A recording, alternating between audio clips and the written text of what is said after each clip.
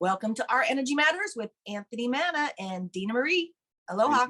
Aloha, here we are. I say, hey ho, salute, hey ho, hello to our Romanian listeners and viewers. Hey ho, salute. And today our topic is pathways to self-love. And you mentioned this to me over the course of our meetings, our weekly meetings over now, what, a year and a half? Yeah. Yeah, and that this is episode number 40. I think people need to know that we've been, I came to you with my children's book, Loukas and the Game of Chance, and you interviewed me on your radio program, Lift Your Spirits radio show. And it's marvelous, and we just became good friends. And then I found out about your book, which I'll mention in just a little bit here. And your book has been a real revelation to me, and so part of that revelation has been the idea of caring for myself, and when I was thinking about this today, and I took all these, because I tell people that, I try to come up with a piece of writing because it keeps me active. I am a writer, and I like writing about you and your book. And so I started thinking, when I was looking through it and thinking about self-love, I said, there they are. They're lurking on my soul's threshold, voices telling me of failure, shame, guilt, self-doubt, lack of creativity as a writer. You're non-essential. You're blah, blah, blah, blah, blah, blah, blah, blah, blah, blah, blah, blah, blah, blah, blah, blah, blah, blah. So then I turn to the revelations bestowed upon me in Dena Marie's soul search book of renewed, rediscovered, renewable self-love energy. Our energy matters, the art of crystal reading, where her seekers, her clients, her sufferers can learn how to manifest their heartfelt intentions. And I thought that's so in tune with self-love, isn't it? That the whole idea of because the energy that you're talking about is the energy within, and the waking up to the revelation that you don't have to listen to my voices that told me that for years, and especially guilt, because that was what, I always want to say, when I balk a little here, because I always want to say I don't want to insult anybody for their religious beliefs or their religious leanings or whatever, but I mean, the paradigm that I was introduced to growing up was a paradigm of guilt and shame.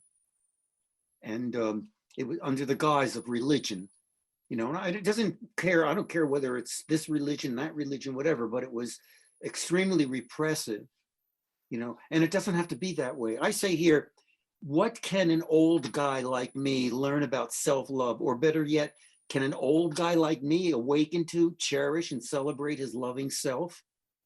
To guide me toward the embrace of self-love, I am harboring in random ruminations. Woo, that's hard to say.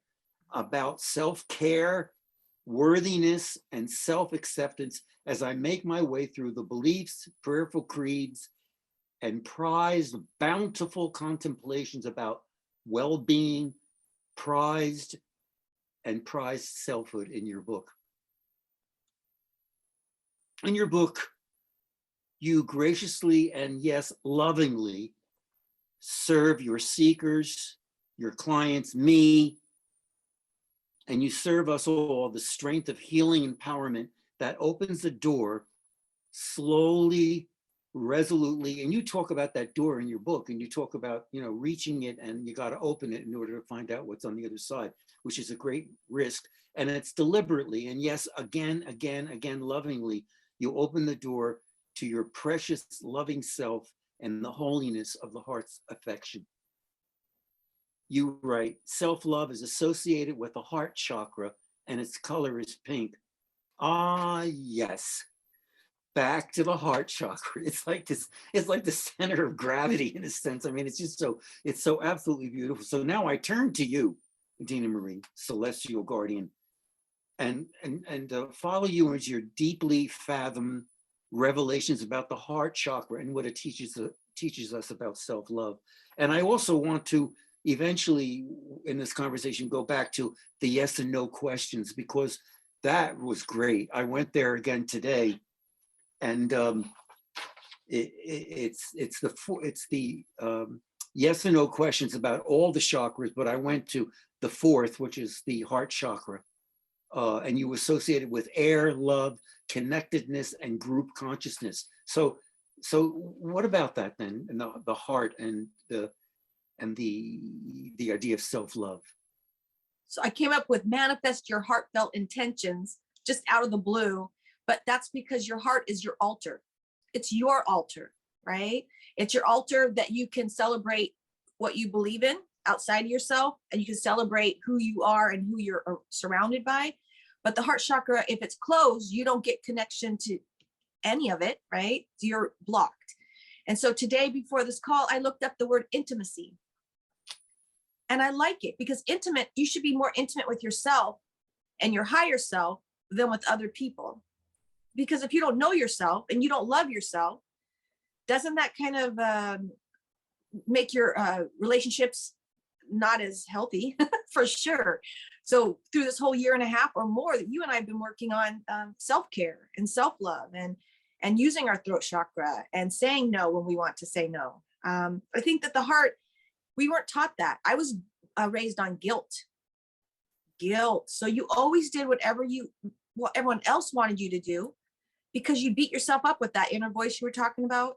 Yeah. You know, if I don't do this, they'll think that. And so I think when I wrote the Our Energy Matters title, it came from a woman that it's in my book, Nanette, a beautiful woman, very voluptuous and kind and beautiful. And she gave too much. And as I continued doing my healing work, my hypnotherapy and the readings, she had a friend who took too much.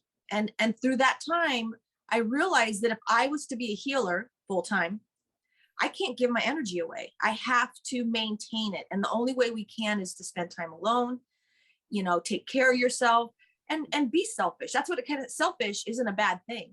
Selfish is taking time for yourself to refuel your heart and your energy so you can go out. If I'm really tired and exhausted, I'll do things I don't want to do. And then your boundaries, eventually you don't have any. And 2 weeks ago, I didn't have any boundaries. I was tired. I was working too much. And I basically was saying yes when I meant to say no. And I got myself in trouble to where the universe said, you need to sit down and start taking care of yourself again. And here it is. So the universe will give you that lesson, but we have to teach it. We have to teach it. Someone has to teach it. Someone who's teaching self-love. Yeah, because it doesn't manifest naturally. You know, it can be eventually, you know, but when I first came into it, you know, what I thought about today was, I think that if I had talked to my so-called religious leaders at one point in my life, especially when I was in the monastery, they would think about self-love as being narcissistic. You know, and I mean, that goes all the way back to Greek mythology when he's looking in the pool. Well, and narcissism is when your heart is closed. So narcissism is when you think you're the only person in the room and you have no empathy or connection. My ex asked me, what is empathy? He's a narcissist. He had no idea what it was. He knew that he was not a very nice person. He was super angry all the time. But anyways, it's like, I think that if all your chakras are spinning, so the first one is your crown chakra, where you look up, you have an idea, we focus on it, you and I talk about it, we put our heart into it, we make the phone calls every week, you and I work well together as a team, and we manifest, you know, the videos, or we have a relationship. Or and actually, while we're doing this, you're giving me a prescription for my heart, because I find joy in talking with you. And that was another intimacy I looked up. Intimacy is with other people where you can tell them how you feel. And that's how you keep your heart chakra open. If you and I have a nice conversation, that's a prescription. And we feel good when we're done. That's healing our hearts. Yeah, you know, and all right, speaking of healing, because I was also going to flip out to, that sounds like I'm doing a cartwheel, to the prescriptions, you know, and see, folks, I think one of the things you should know is that in part of the healing in this book is the prescriptions for the chakras, which means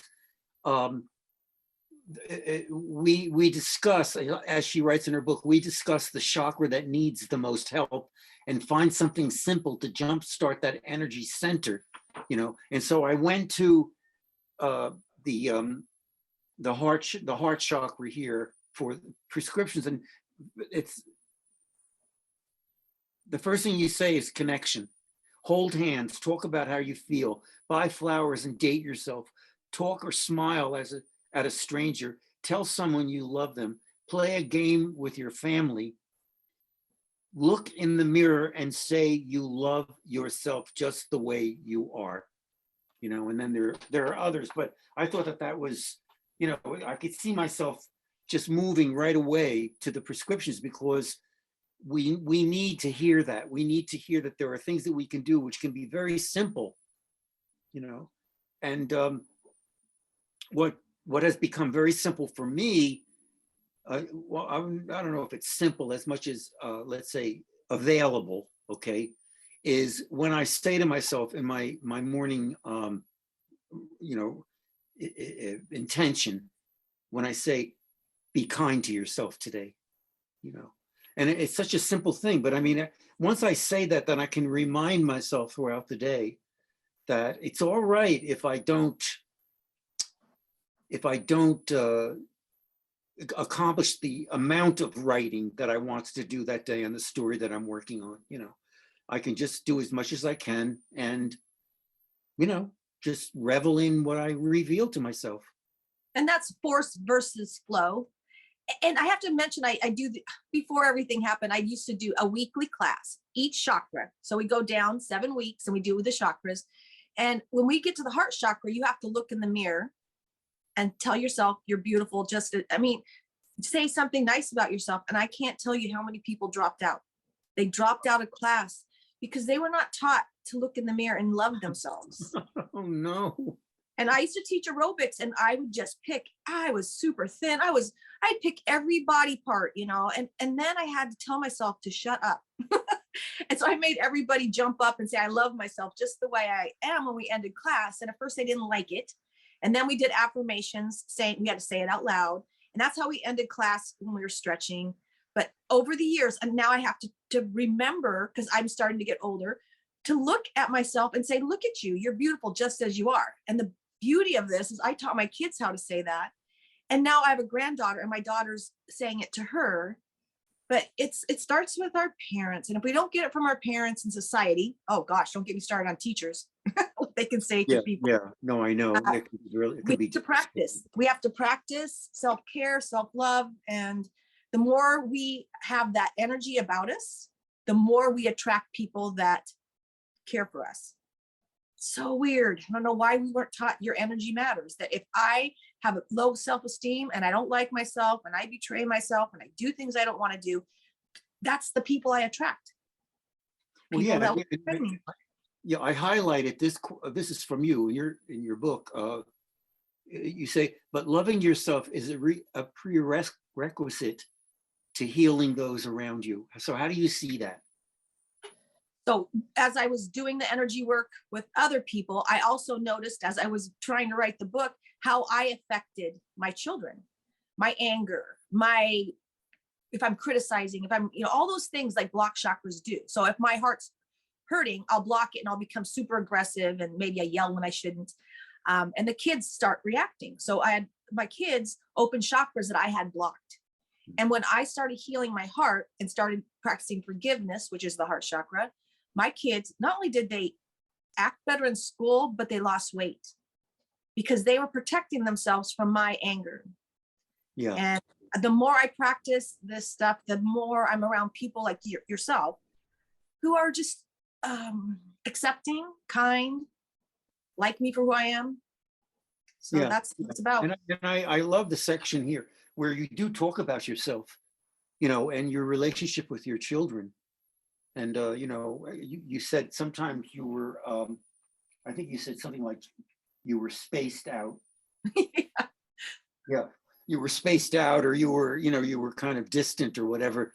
And and you know how that affected your whole life, but also how it affected your children and how they were overcompensating for you. And you use that word, which I thought is so important. So what I had was my upper chakras, which like I'm losing my keys. I don't know where I'm at. I'm super angry because my heart's blocked. And I have my power chakra, which I'm boxing at the time, working out. I can get the job done. I just remember going to Starbucks one day. And I was super tired. I put my head like this. The guy saw my biceps and he goes, "Oh my God, I'll give you free coffee." Because I must have veins popping out of my arm. But I was like super angry, super thin. Yeah. And I was going through a divorce. So I was trying my best. But until I started writing the book, I didn't know how thin and angry I really was. And like I said, they gained weight. My daughter was always, they were parenting me all the time. Do you have the keys? Turn off the lights. Mom, sit down and rest. Slow down. So it was interesting. I love writing the book. I can't tell you how much it's changed my life trying to figure out how I do what I do.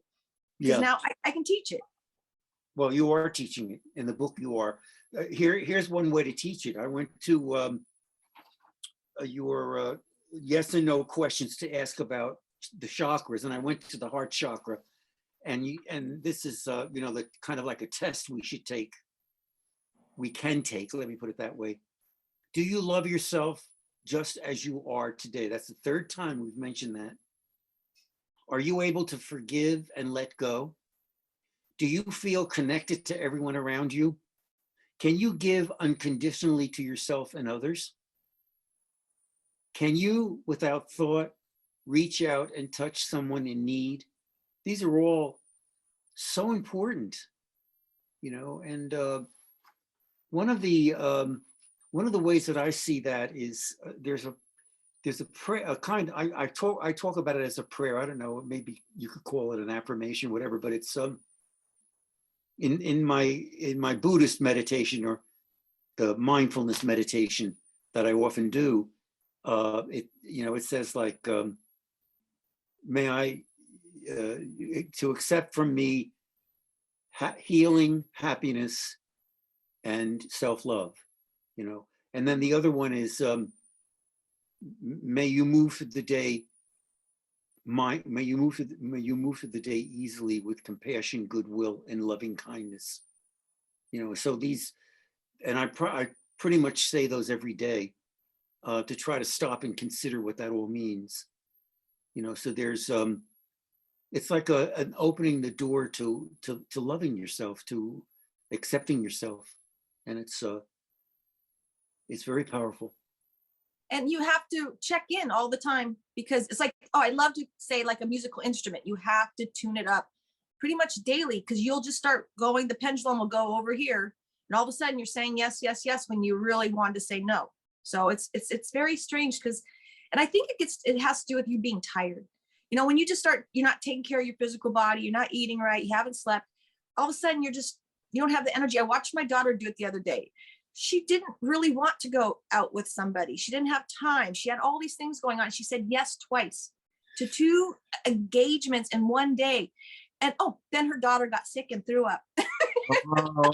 What a blessing. And it was just because she ate garbage at school, but it was like, I could tell she was so relieved, because she is tired. And so she's weak, and she says yes when she really wants to say no. And I've seen her when she's super powerful and she's feeling good about herself. And I love to watch her. But I like I told you, with our kids and our grandkids, we need to let them learn. So we have to stay out of their business. And I didn't say a word. I didn't say a word about her saying yes to 2 things she didn't want to do, because I've been there. And she learned. I know. Yeah, this is so important to hear as a father and as a single parent. Over all these years of, raising, I only have one, my son, and and I think now, I wish I had known, you can say this to yourself, I wish I had known some of this, about caring that I know now, because I find myself, even now that he's an adult, I'm using some of these techniques that I'm learning. I mean, I hate to call them techniques, some of these manifestations of heartfulness, and not accusing,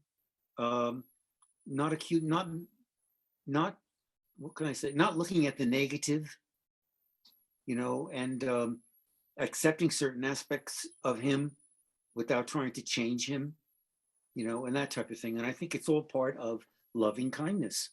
And I think that the more I practice loving myself, the easier it is to ease through the day in loving kindness.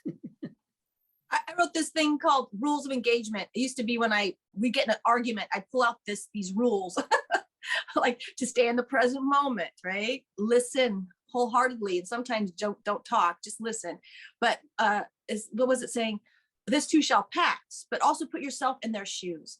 And that's empathy. So if you're in the middle of like not understanding something, you could actually be an actor and put yourself in his shoes in this era with kids, or even think about yourself at that time, how you thought about things. Like with my kids, I'm looking at my daughter raising children and I'm watching. It's just so amazing to not engage and not tell her what to do. Yeah. But just think of myself at that age. Oh my God. I didn't really have my stuff together, did I? But I watched my kids grow. And that's so, as a parent, you can almost, it's equanimity. You come from a higher place instead of in the mosh pit of emotions, trying to help them so that they don't have to go through the stuff we went through, to just look at it from a higher perspective and go, this is a classroom. She's learning to say no. Let's see what happens. Yeah. Yeah, that's a good way to put that. We probably have to come to a conclusion here, but it's been great. I hope that we can continue what I call the heart, mind, spirit love, and let's see if we can continue this the next time, carry on with the sense of self-love, because there are other aspects of it in your book that I think we can touch on. So folks, if you want to move closer to Dena Marie's wisdom, then listen to her weekly radio show, Lift Your Spirits. It's on 11:50 a.m. KKNW radio. And if you go to her website, which is dena-marie.com, you'll also find out how to hook up with her show. Her weekly show is usually on Fridays, right? It's every Friday morning. Well, on the West Coast, early. 8 a.m. Woo. Yeah, wow. And then for my website, with an interview with Dena Marie, it's Anthony Manna, MANNA, AnthonyMannaBooks.com. If you go to the media section there, you'll see, in my website, you'll see Podbean podcasts, and you'll see Dena Marie's name. And also there's a great deal of information about reading and writing for kids, tweens, and teens on my website, because that's what I'm also about. That's what you do. Trying to connect kids. You're an author. I'm an author, whatever. I keep trying, yes. And then my friend, she used to say, my dear friend who passed a couple of years ago, I just miss her so much, Amina Robinson, and now she has her stuff in galleries all over the place. She used to say to me, Anthony, are you writing? And I go, Amina, I'm trying. And she goes, that's ridiculous. You're either writing or you're not writing. You're not trying to write. And that stays with me all the time, because it's like, you're either loving or not loving. You're not trying to love yourself. There's no try, that's for sure. That's for sure. All right. Well, anyway, I just, we'll be together again in a week. And I want to say to all the folks out there, thank you so much for watching and listening, and be well. Aloha. Bye-bye. Bye-bye. Bye.